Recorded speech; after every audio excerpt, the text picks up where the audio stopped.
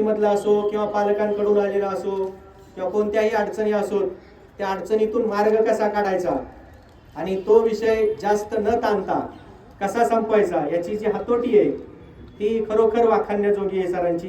ती गोष्ट आम्ही त्यांच्याकडून शिकलो की कोणत्याही परिस्थितीमध्ये आपण संयम कसा ठेवायचा आणि त्या परिस्थितीला कसं हाताळायचं, हा त्यांचा जो स्वभाव आहे किंवा मोकळेपणा, म्हणजे विद्यार्थ्याशी बोलताना पण ते इतक्या मोकळेपणाने बोलायचे, आमच्याशीही बोलताना जो मोकळेपणा असायचा किंवा ज्यांना भेटायला आलेले पालक असतील, अधिकारी असतील, त्यांच्याशी इतक्या दिलखुलासपणे मनमोकळेपणाने बोलण्याची कला आणि वातावरण आनंदी ठेवण्याचं आणि हसत राहण्याचं जे त्यांचं कौशल्य आहे तेही कौशल्य आम्ही त्यांच्याकडून शिकलेलो आहोत. म्हणजे अनेक त्यांची भाषणं असतील, त्यांचे मार्गदर्शन असेल, वेगवेगळ्या माध्यमातून त्यांनी जी शिकवण दिलेली आहे ती शिकवण आम्हाला नेहमीच प्रेरणा देत राहील.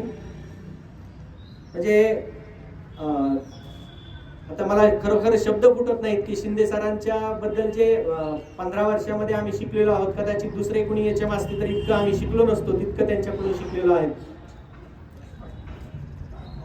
शिंदे सर म्हणजे कोणत्याही परिस्थितीमध्ये, जसं आपल्याकडं महेंद्रसिंग धोनी कॅप्टन होते भारतीय टीमचे, रिटायर झालेत, तसं शिंदे सरांचा स्वभाव आहे. म्हणजे कोणतीही परिस्थिती आली, टीम हरायला आलेली आहे तरी पण महेंद्रसिंग धोनी सारखा संयम त्यांनी कधी ढळू दिला नाही.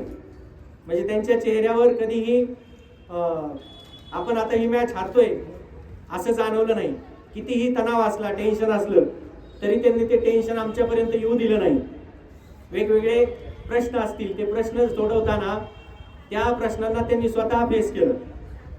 आणि मग जसं क्रिकेटमध्ये बाउन्सर येतात, यॉर्कर बॉल येतात, गुगली येते, ते कोणत्याही प्रकारचे बॉल जरी आले तरी जागेवर उभा राहून तो बॉल सीमा रेषेच्या पलीकडं पाठवण्याचं जे कसब किंवा जे कौशल्य होतं ते त्यांच्याकडून खूप मोठं आम्हाला शिकण्यासारखं मिळालेलं तंत्र किंवा तत्वज्ञान आहे असं म्हणता येईल.